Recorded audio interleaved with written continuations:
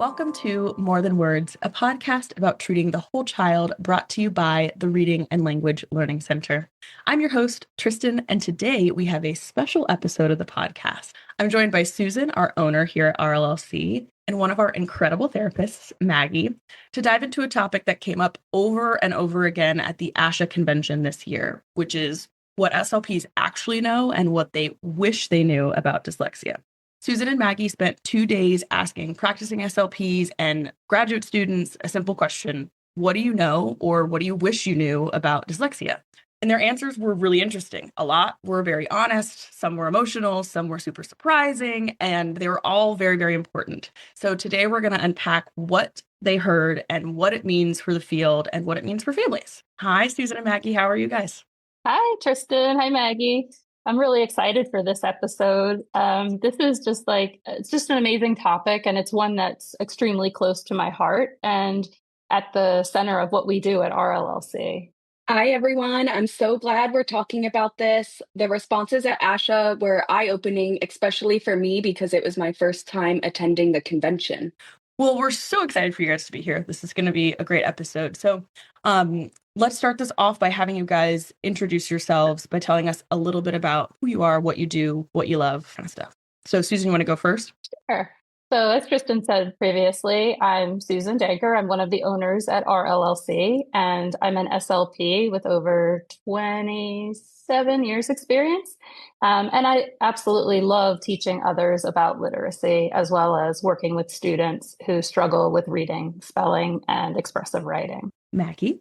Hi, everyone. My name is Maggie Elbin. As Tristen said, I am a therapist at the Reading and Language Learning Center.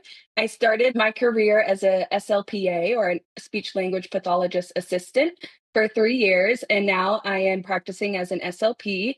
I love teaching students literacy skills and building foundational skills and building their phonological awareness skills to support overall literacy. Awesome. Well, we're all here at the Reading and Language Learning Center. So if you are looking to find Susan or Maggie, they can be found on the RLLC website at readingllcenter.com. And then RLLC is also on social media, Instagram, Facebook, and LinkedIn at Reading LL Center. So you can find us all of those places. And if you're looking to visit us in person, you can come to one of our 3 office locations, either in Chantilly, Vienna, or DC. So let's get to this topic today. The first thing I want to do before we jump into all the stories, all the quotes, all the fun things, is start with something super important. You're going to hear us talk about things like SLPs feeling unprepared, gaps in graduate programs, clinicians saying things like, I don't know where to start. And for some of our parent listeners, that might sound like alarming at first, especially since here at RLLC, we talk a lot about SLPs and why they're the best professionals to treat dyslexia. So we want to clear something up front. SLPs are the right professionals to support dyslexia because dyslexia is a language-based learning difference. But the truth is, most graduate programs are often very limited in coursework on literacy, structured reading, science, or dyslexia-specific intervention. Exactly. And that's not because SLPs aren't capable or skilled. It's because most programs are pressured to cover a huge range of disorders, and literacy often gets squeezed into maybe a single class or a small unit if it's even discussed at all.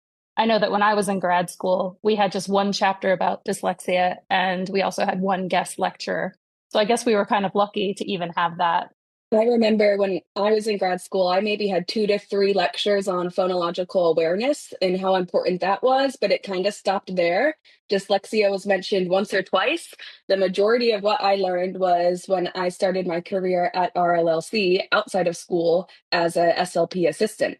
Yeah. Wow. And that's why clinics like ours exist. We want to deliver specialized, intensive, literacy-based intervention that should be a part of SLP training, but often isn't. So RLLC has built a model that deeply integrates language, phonological awareness, decoding, structured literacy, spelling, written expression, all of these amazing things, because we want to give families the expertise that they deserve. So with that framing, let's get into what SLPs shared at ASHA. So Susan and Maggie, you guys gathered a ton of quotes. What was the thing that stood out to you first? Yeah, honestly, the range of what people knew and what they didn't know and what they wanted to know. We talked to people who said, I know nothing about dyslexia, all the way to someone said, I live it. I am dyslexic. It was a reminder, really, of how much uneven the training has been and currently is for grad and even undergrad students in the specialty field of speech language pathology. Yeah, and to go off of that, I feel like all of the people were craving real answers and they had a lot of curiosity about the topic of dyslexia. Well, this is interesting. So let's start with the people who like actually live with dyslexia, like Susan said. What did they share? Yeah, one person said that she grew up with dyslexia. She was diagnosed in sixth grade. It impacted her vocabulary, her spelling, and her writing. And she even said, people think that it's just letter switching, but for me, it's differences in the language areas of my brain.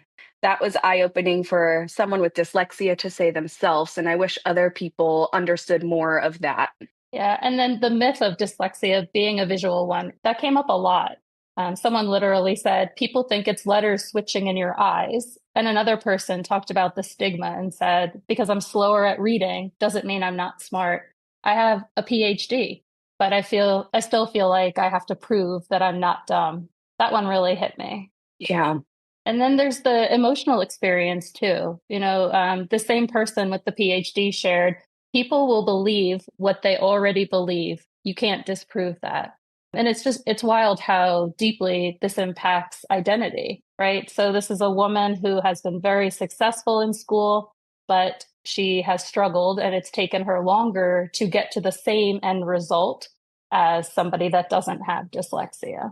That's wild. I mean, I would feel very frustrated if I were at that level because I don't have a PhD, right? But if I were at the level of having a PhD and had to constantly prove to people like I am smart, like, oh, I can't imagine. Yeah. Right. And I think it goes back to the grit too, right? A lot of our students that we work with, they're very determined and they want to be successful and they come up with maybe strategies on their own before they get support.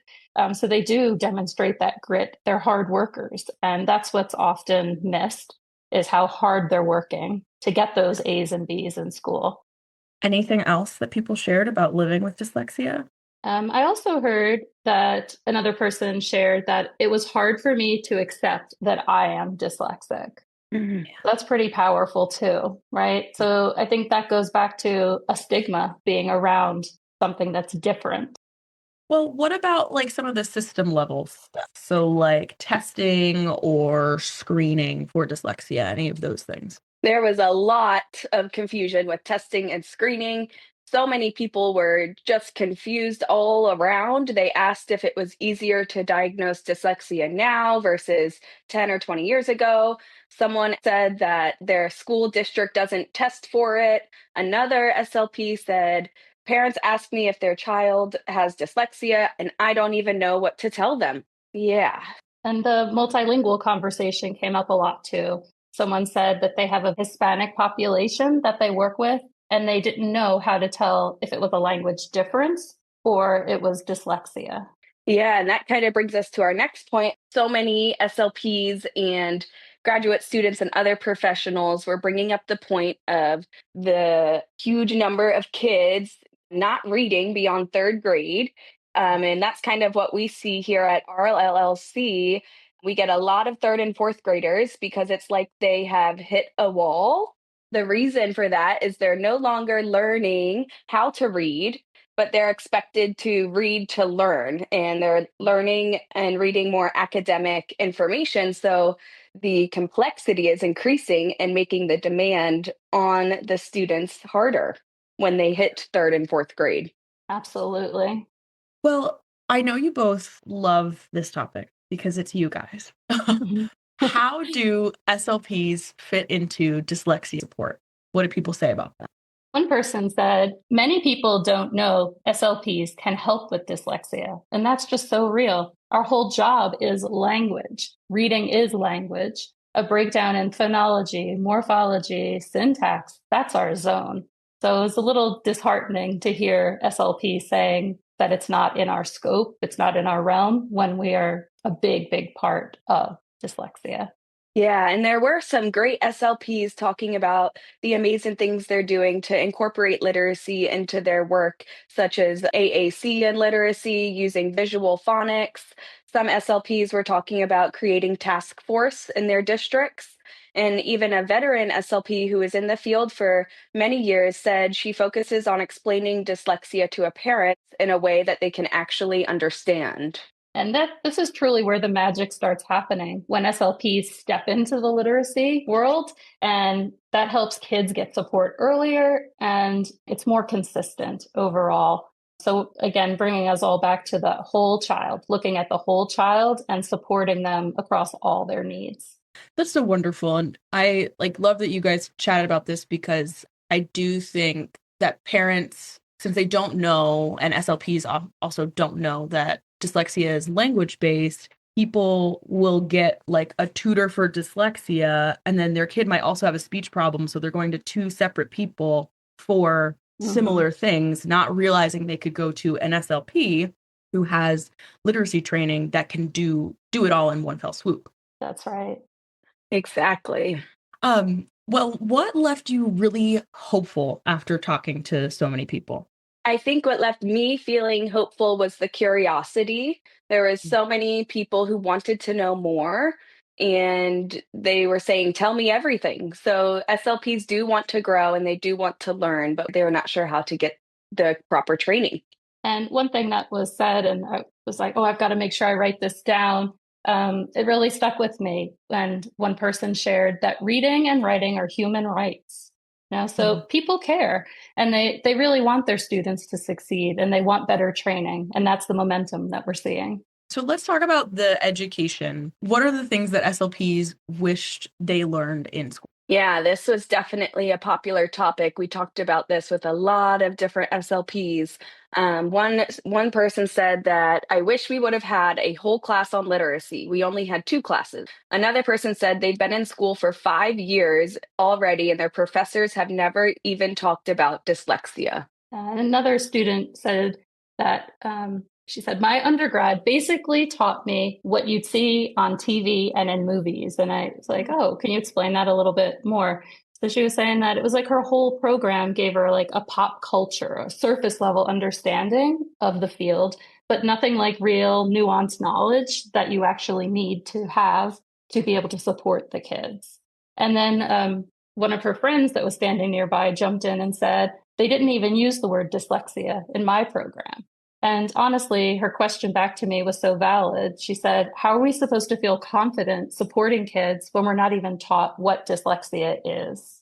Yeah, and there was also another SLP who came over to our table, and she got into the field because her mom was an SLP, and her mom actually saw something wrong and got early intervention in herself. And she hated the intervention back then, but now she was super grateful. But it wasn't a part of the SLP's grad school. She was just happy to have a parent as an SLP who had some knowledge in literacy. Yeah, she was so lucky, right? Yeah, I was going to say the same. I would be so grateful as an adult too. Right. I was just going to add something kind of like when I helped one of my nephews, and he would always say to me, why are you so obsessed with reading? And I mean, now he sees it and he's grateful that I knew that there was something that needed to be done and I was able to help him. So it does come full circle. And oftentimes the kids initially are just like, oh, why do I have to do this? Because it is hard, and it's changing the way they've learned or they didn't learn how to read. Oh, that's so funny. Why are you so obsessed with reading? Exactly. Okay, so you chatted with the SLPs and they feel like this lack of training is making them super fearful. So what were people the most nervous about?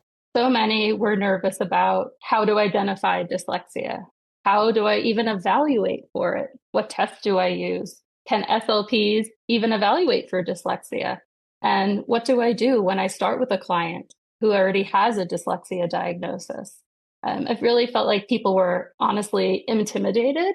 And one person even said, as an SLP, dyslexia feels like a lot of pressure. Oh, wow. So what can SLPs do? What can be done for them? Yeah, so let's talk about this in a way that really speaks at the heart of what SLPs are feeling. So for SLPs, we first need to normalize it. Like dyslexia sounds big, it sounds scary when you're never even taught what it actually is. So the first step is letting SLPs know, like, you're not behind, you were just unprepared, and that's not your fault.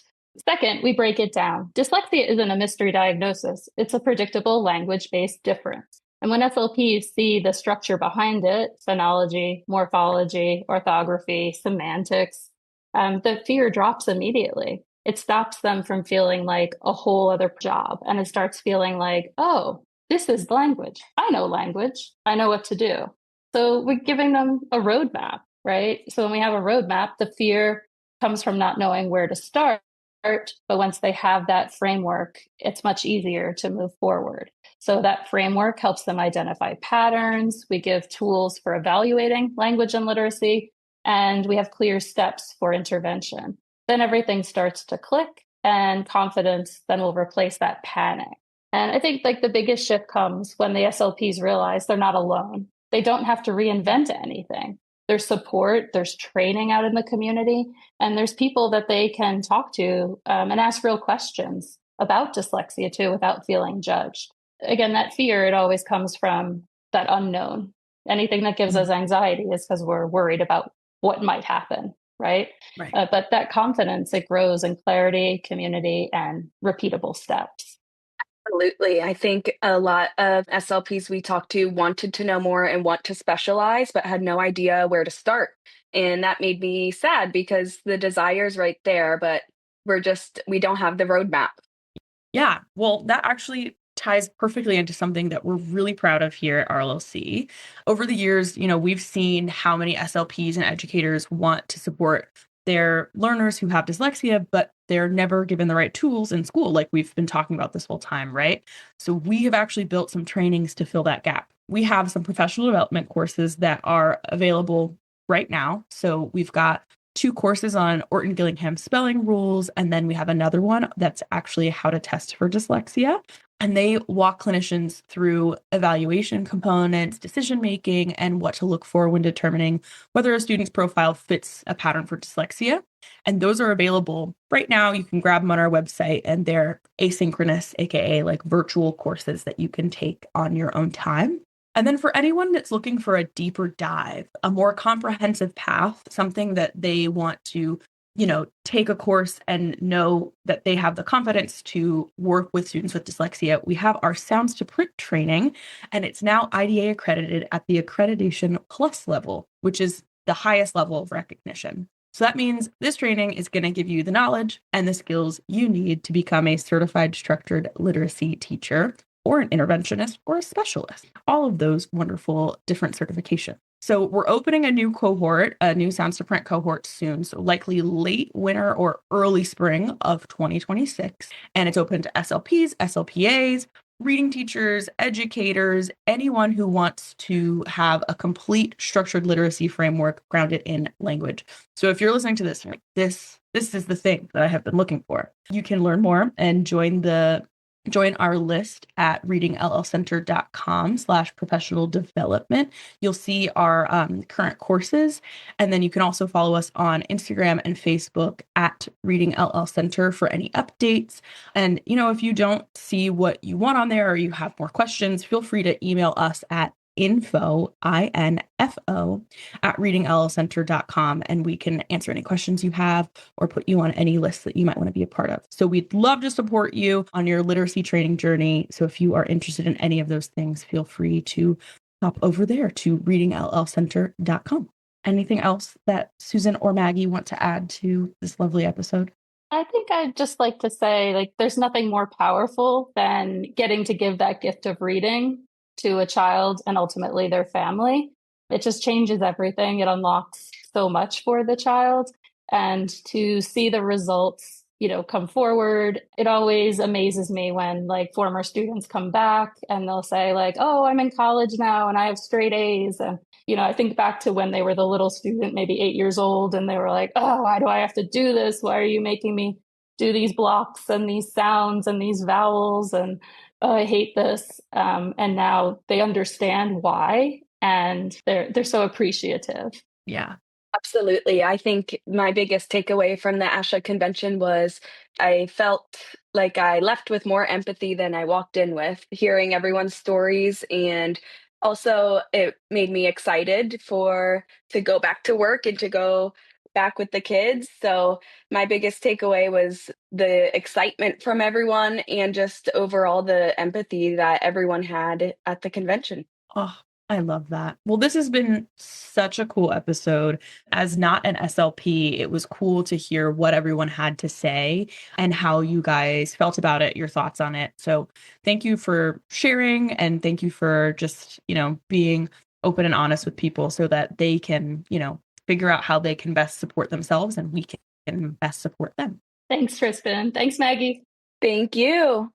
Thank you so much to the audience for listening. Make sure to subscribe and leave us a little rating and review. It helps other folks find the podcast, and we'll chat with you next time.